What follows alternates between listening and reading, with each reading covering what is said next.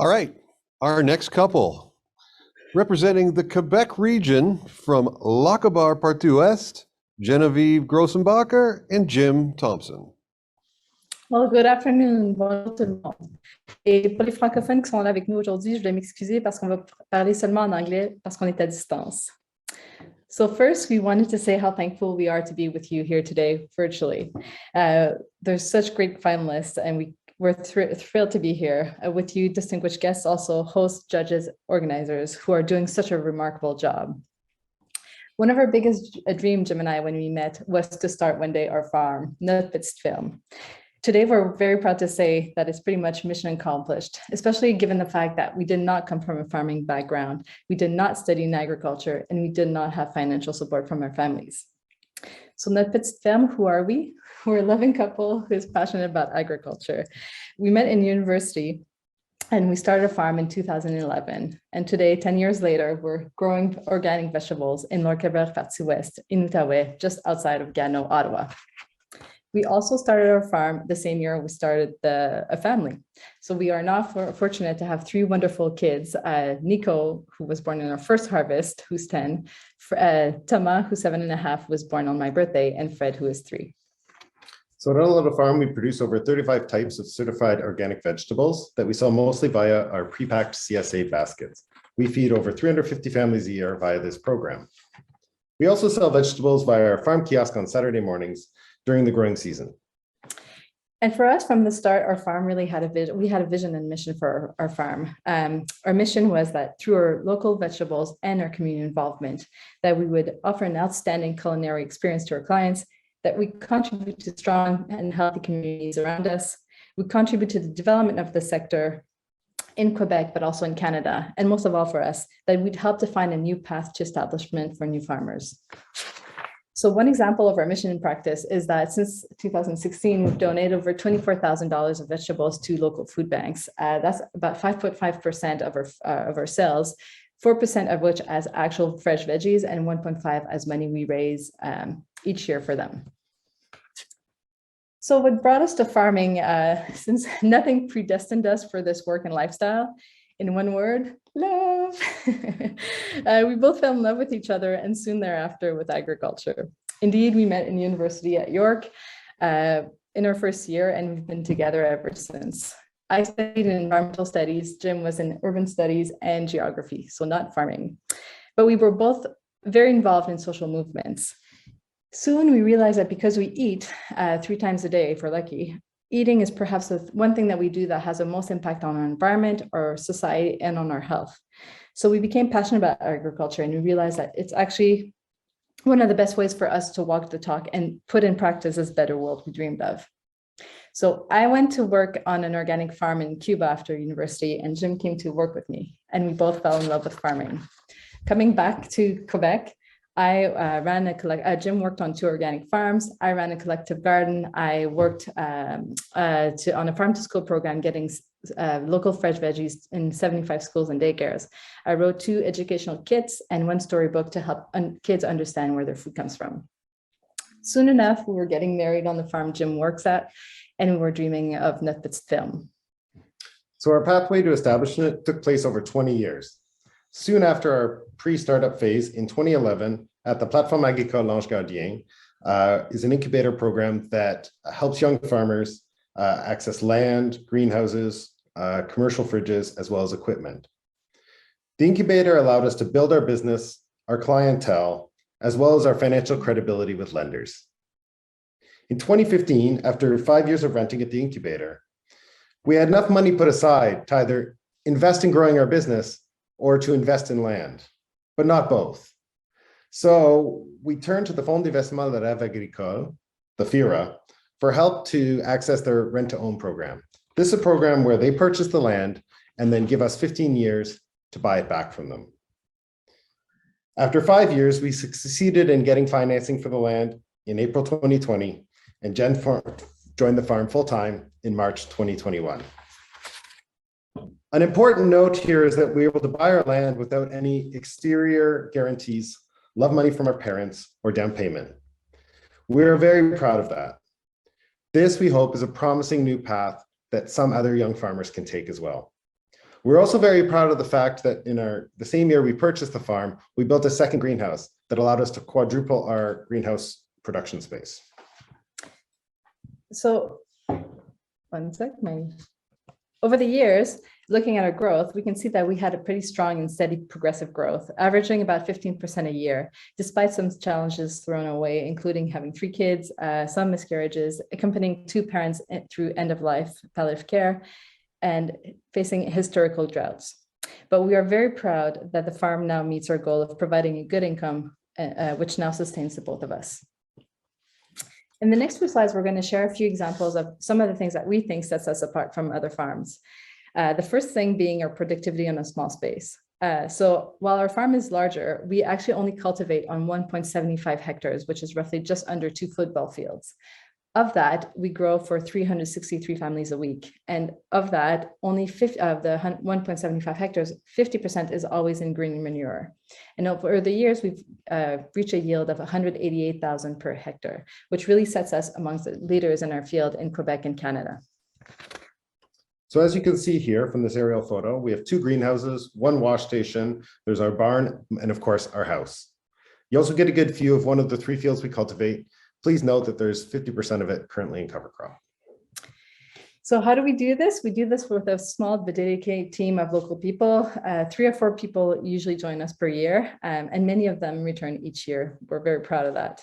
For us, employee safety, their well-being and their happiness is very important to us. It's actually at the core of our decision-making.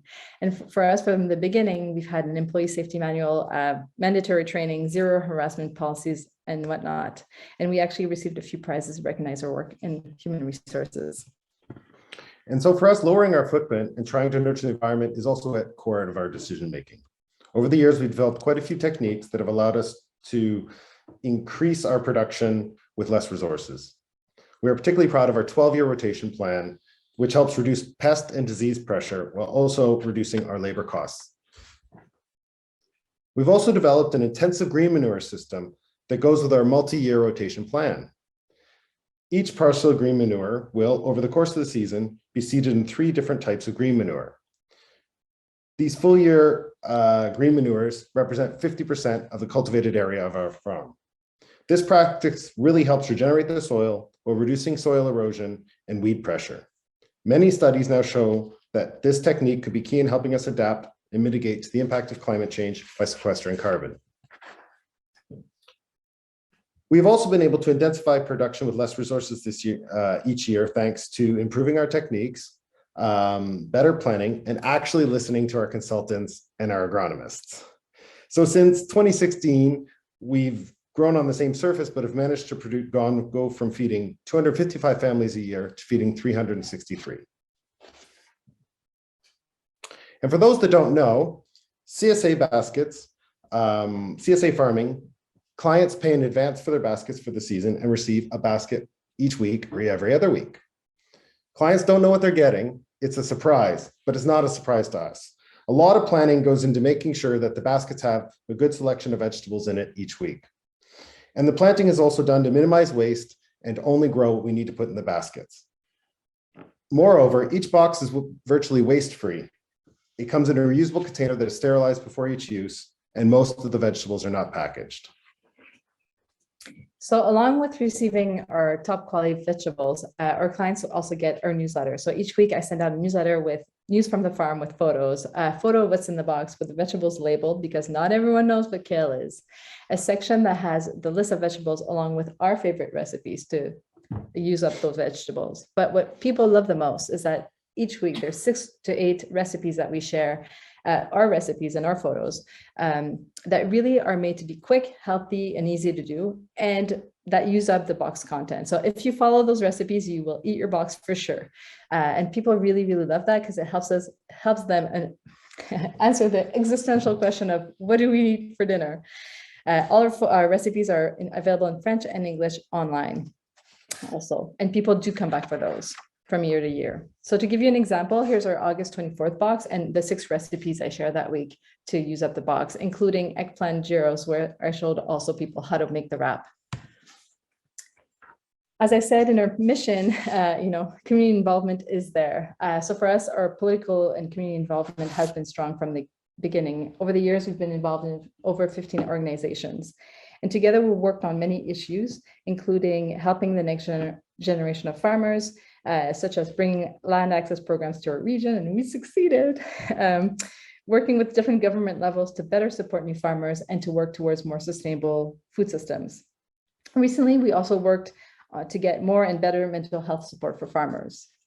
Indeed, in 2019, one of our close neighbors committed suicide. That summer, 3 other farmers in our area did the same. That really came as a big shock to us, but also to our community.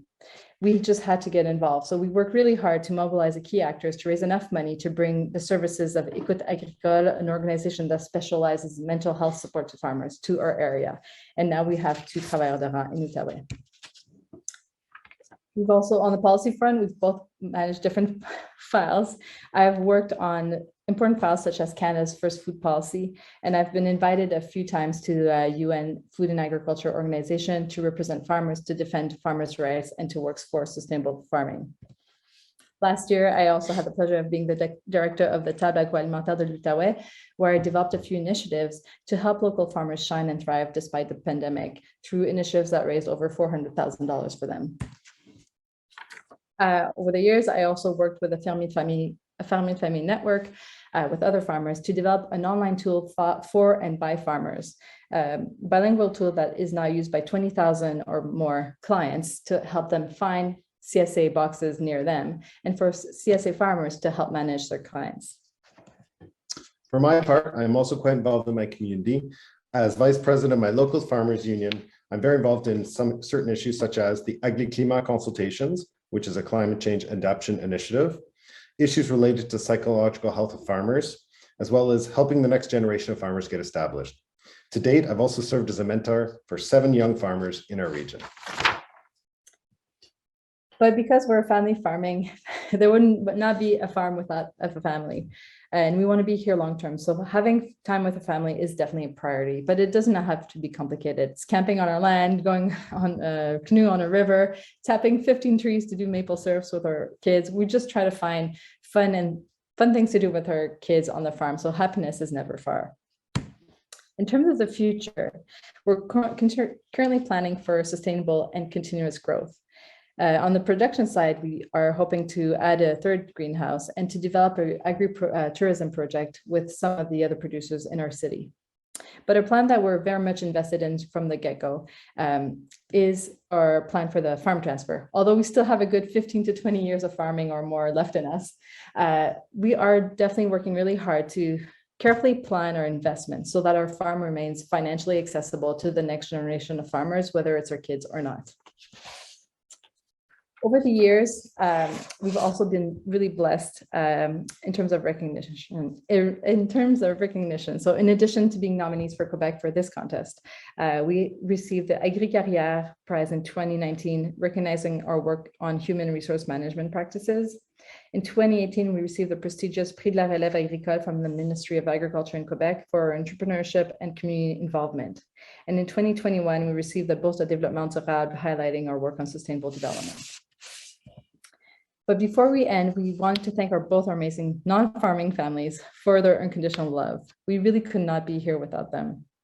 We also want to thank our parents who, in addition to loving us, sharing their strong family values, have also taught us that when faced with adversity, to roll up your sleeves and work together twice as hard to give the best of yourself. On that note, we want to thank you. We hope that you get from our presentation that we're very proud to be here with the other great finalists and proud of our establishment, of our pathway to establishment that we've carved for ourselves and hopefully for the future farmers after us. Congratulations to all nominees. We really think we can say that we're all winners by having made it this far. Thank you to the judges, sponsors, techs, and translators and organizers for your time, dedication to the competition, and for promoting our sector. Special thanks also to the many people, including Marie Zarnois, but all the others and organizations who have helped us along the way. Thank you all for what you do to support farmers. And with that, bon appétit. And really, please make sure to donate to COYF's Alumni BC Recovery Fund. Thank you. Thank you.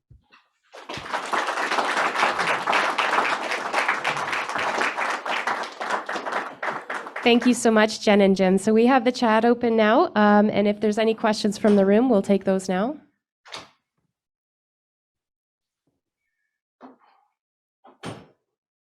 I have a couple of questions. Yes. Hi guys, great presentation. Could you speak a little bit about your 12-year crop rotation? I've never heard of a crop rotation with that many years in it.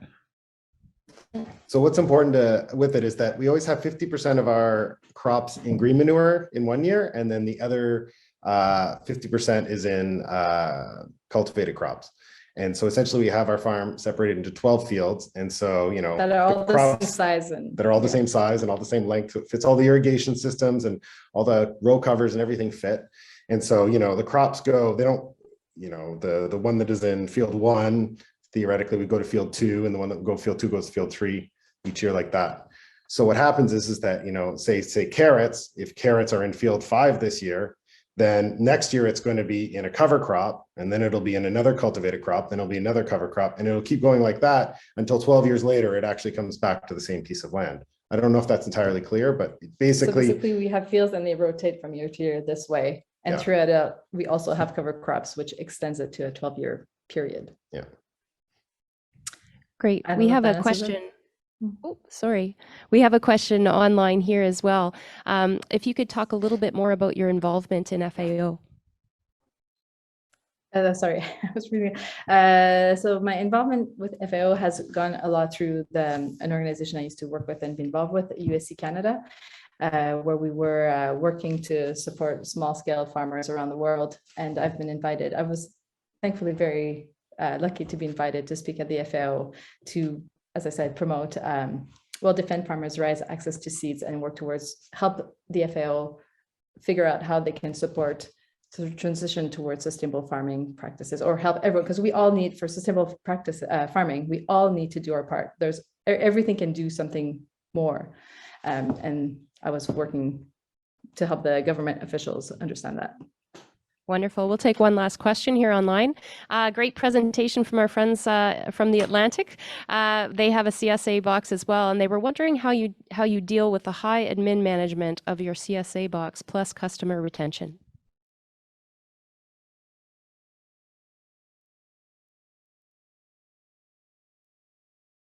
Developed an online system, and so she put in hundreds of hours helping them make it a little more user-friendly.